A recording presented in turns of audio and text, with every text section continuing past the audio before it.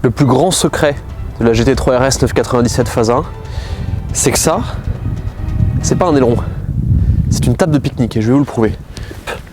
Éclair au chocolat, bouteille. Franchement, on peut s'y mettre à 5. Profiter du paysage, petite bouffée d'air frais.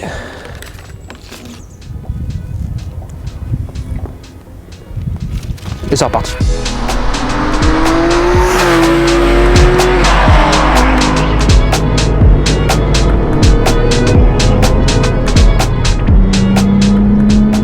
Salut à tous, bienvenue sur ma chaîne YouTube en ce superbe vendredi après-midi dans la vallée de Chevreuse. Il fait tellement beau et j'ai le sourire.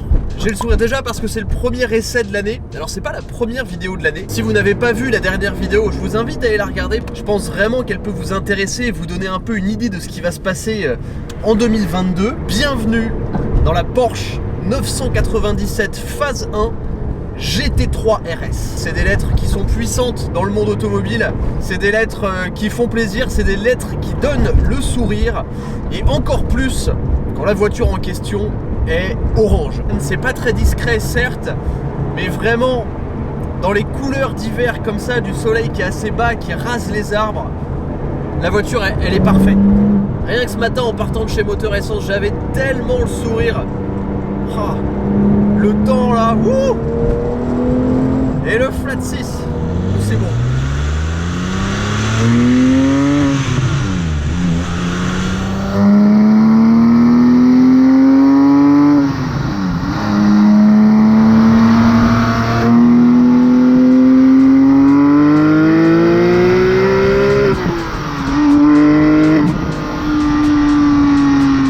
Cette GT3 RS, comme beaucoup d'autres voitures que je vais encore vous présenter cette année, vient évidemment du garage Moteur Essence, un garage que je vous ai présenté de nombreuses fois. Et je voulais profiter d'être ici pour vous montrer quelques-unes des voitures qui sont arrivées parce que ça bouge énormément. Là, vous voyez, ils sont en train de bouger des tonnes de voitures, ils en ont presque trop pour l'espace disponible. On peut déjà commencer par cette incroyable Ferrari 488 Pista qui est superbe.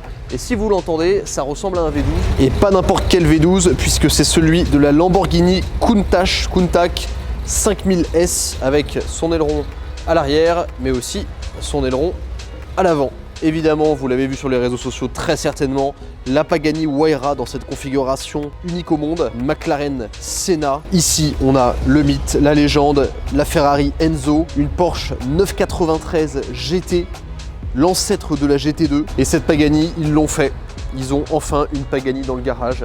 Alors dites-moi si ça vous intéresse qu'on vous fasse une vidéo précise pour vous présenter cette voiture. Et bien sûr, Aston Martin GT8, Aston Martin GT12. Donc si la 97 GT3 RS phase 1 vous intéresse, n'hésitez pas à contacter Moteur Essence de ma part. Le lien est dans la description, elle est en dessous de 130 000 € pour environ 50 000 km. Historique complet d'entretien dans le réseau Porsche, donc c'est un très bel exemplaire. Faites-vous plaisir, puis s'il y a d'autres trucs qui vous intéressent, n'hésitez pas.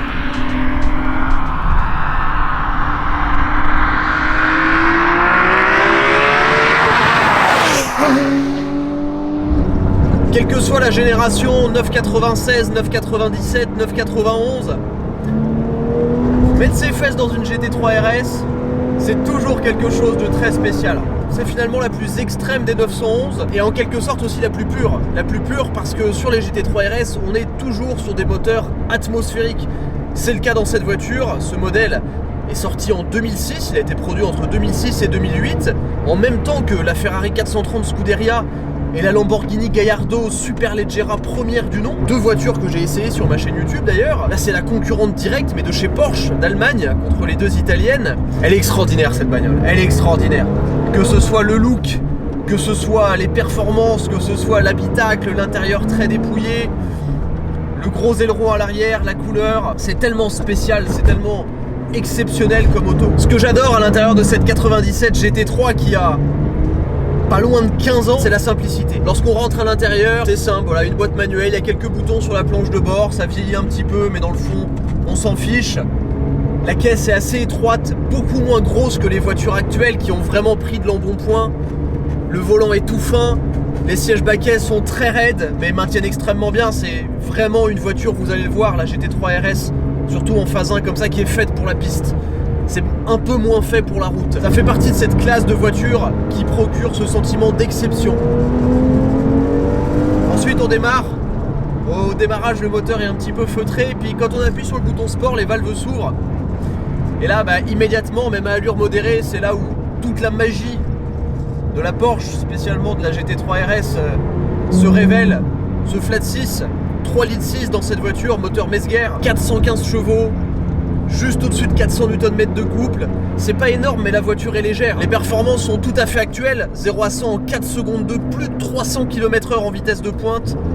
Évidemment, ce qu'on adore sur les 3 RS de cette génération, c'est la présence de 3 pédales et d'un petit levier au milieu qui sert à changer les vitesses soi-même. Si, ça existe encore, je vous jure. Et ensuite, rapidement, on commence les premiers tours de roue. C'est vivant. Sur la route, c'est un voyage. C'est un voyage dans un univers qui respire le sport, qui respire l'engagement, qui respire la passion de la marque Porsche. Alors, qu'est-ce que ça donne de conduire une GT3 RS? Déjà, la position de conduite est très raide. Ça, vraiment, c'est un peu particulier, mais au moins, voilà, ça cache pas ses intentions. La direction, une direction hydraulique encore sur ces voitures, ça c'est top. J'ai rarement ressenti une direction dans laquelle il y avait autant de feeling de conduite. Vous avez vraiment l'impression d'avoir les mains posées sur la route, tellement vous ressentez la moindre ondulation, la moindre imperfection, mais vraiment c'est très poussé. Et j'avoue que c'est assez génial parce que la voiture, on la sent vivre, Je l'ai dit, le gabarit est assez réduit, c'est une petite Porsche, alors quand même plus grosse que celle des années 70. La voiture est toute compacte, on dirait un peu un format de Cayman finalement, un Cayman peut-être un petit peu plus large, mais ça paraît pas beaucoup plus gros. Dans l'habitacle, il y a beaucoup de bruit, mécanique, on entend le pont, on entend l'embrayage un petit peu, on entend le moteur évidemment, alors sous 4000 tours minute c'est plus un ronflement, vous voyez, vous l'entendez, c'est du fonctionnement du moteur. Allez, on accélère, on va monter dans les tours. Ça c'est que 6000.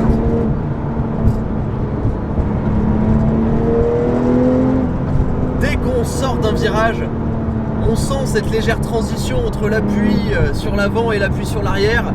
La voiture elle est vraiment vive, on la sent qui vit sur la route. Ça c'est 6000 tours, il en reste 2500. Oh là là, quel pied. Le débattement de la boîte de vitesse est juste génial, très physique, très engageant. Il faut passer les vitesses, voilà, il faut pas accompagner le levier, il faut passer les vitesses réellement. Sinon ça s'enclenche pas. L'embrayage est assez dur, évidemment 3 RS, embrayage renforcé.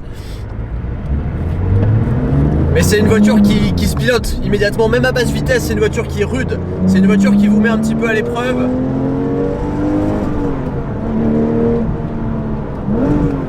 Oh, ce son rétrogradage.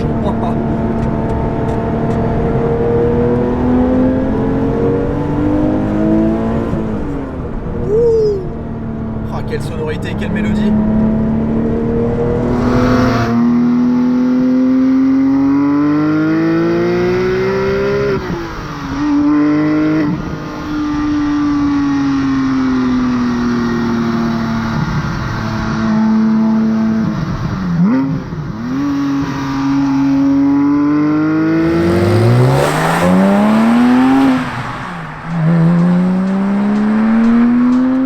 Pourquoi est-ce que lorsqu'on parle d'un moteur de 911 et plus particulièrement de ces générations-là, on parle souvent de moteur Mezger? Il faut savoir que Hans Mezger, c'est un ingénieur allemand qui est né en 1929 et qui est notamment connu pour avoir développé et conçu le flat 6 de la 911. Voilà, rien que ça, c'est un moteur qui a eu 40 ans de carrière. Hans Mezger a aussi développé des moteurs de compétition, notamment celui de la Porsche 917, 2 fois victorieuse aux 24 heures du Mans, et entre autres le moteur TAG Turbo développé spécialement pour les Formule 1 de McLaren, qui a permis notamment à Niki Lauda de devenir champion du monde en 84 et 85, et ensuite à Alain Prost, toujours avec ce moteur, de devenir champion du monde en 1986. Mais pour revenir sur ce moteur de 97 GT3 RS en particulier, c'est en fait une évolution d'un autre moteur qu'a créé Hans Mezger, le flat 6 3,4 litres à refroidissement par eau de la Porsche 911 GT1 de 1997. En fait, cette version, le 3,6 litres, est une évolution du moteur qu'il y avait dans la GT1. Donc on a quasiment un moteur de course dans une 911. Merci Hans.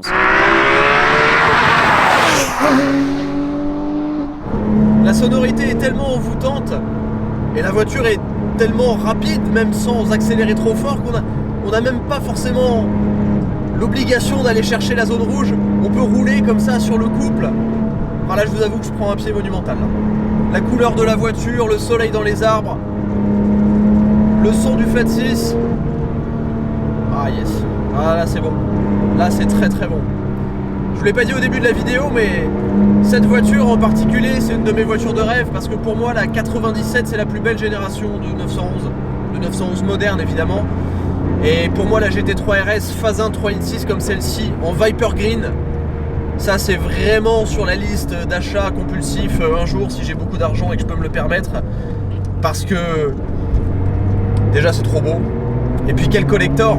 Et en parlant de collector d'ailleurs, oh, attendez, d'abord on va ouvrir les watts un peu. Ça va vite, ça va vraiment vite.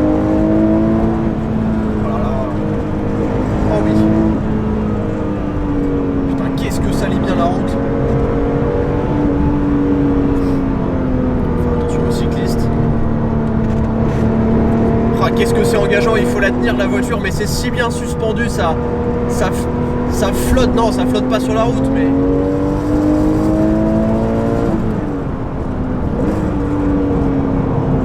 charger le train avant, rentrer dans le virage, profiter de toute la traction qu'on a avec ce moteur placé à l'arrière.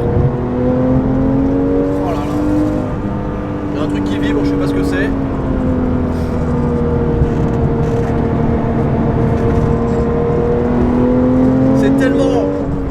C'est tellement bon. Ce qui est assez extraordinaire avec cette voiture, c'est que c'est la GT3 RS la plus abordable de toutes. Et ouais, parce que la 96 GT3 RS, donc la génération précédente, qui est très rare, qui était la première GT3 RS, on en trouve à partir de 180 000 €. La génération d'après celle-ci, donc la 997 phase 2, ça commence à partir de... allez, 160 et ça peut aller à beaucoup plus haut pour un très bel exemplaire avec une très belle configuration. Et les 91, bah, ça vaut au moins 180 et jusqu'à plus de 200 pour les versions 91 phase 2,5 ou phase 3. Donc finalement, cette GT3 RS, bah, c'est la plus abordable de toutes. Et même lorsqu'on la compare à la concurrence de l'époque, c'est-à-dire la Ferrari 430 Scuderia et la Lamborghini Gallardo Superleggera première du nom, une Scuderia, c'est au moins, pour un bel exemplaire, peu kilométré, 180-190, ça vaut extrêmement cher. Et une belle Superleggera première du nom, ça vaut à peu près comme celle-ci dans les 130 000 €, en fonction du kilométrage et de la configuration évidemment. Et en plus, c'est trois offres complètement différentes. Là, on a la pistarde, clairement, la GT3 RS, c'est celle qui veut faire de la piste. En plus des trois, c'est la seule en boîte manuelle. La Ferrari 430 Scuderia, c'est pour celui qui veut une expérience de route complètement délirante, c'est-à-dire une voiture légère. Moi la 430 Scuderia, j'appelle ça la Ferrari Lotus, c'est-à-dire que c'est une voiture qui est ultra vive, qui est brutale, qui est vive, qui est très engageante à piloter et qui est en plus un collector sans nom, puis bon c'est une Ferrari donc bon, voilà. Et ensuite on a la Gallardo qui est un peu la brute, voilà, c'est le truc qui va vous faire mal quoi. Donc c'est encore une philosophie assez différente. Puisqu'on est entre vous et moi, je vous donne un petit indice sur une des voitures que je vais essayer la semaine prochaine, je pense que ça va vous plaire. Il y a un cheval cabré sur le volant. Chut, ne dites rien.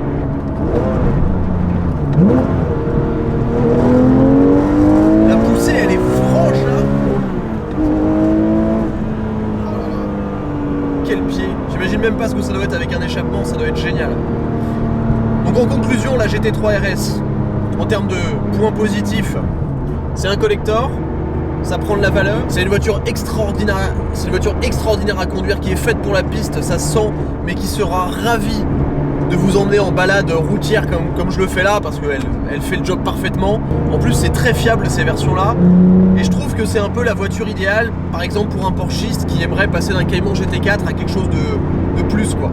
Et merci d'avoir regardé cette vidéo, merci à Moteur Essence comme d'habitude pour le prêt de cette voiture. Il va y en avoir encore quelques-unes là que je vais essayer chez eux durant les prochaines semaines. Je pense que ça va vous plaire. On essaie de vous sortir des pépites, hein. On essaie vraiment de vous sortir des pépites. Et puis je suis aussi excité parce que dans quelques semaines, un peu moins pour vous, mais je pars en road trip aussi avec la Yaris GR. Donc ça va être cool. Je pense que ça va bien vous plaire.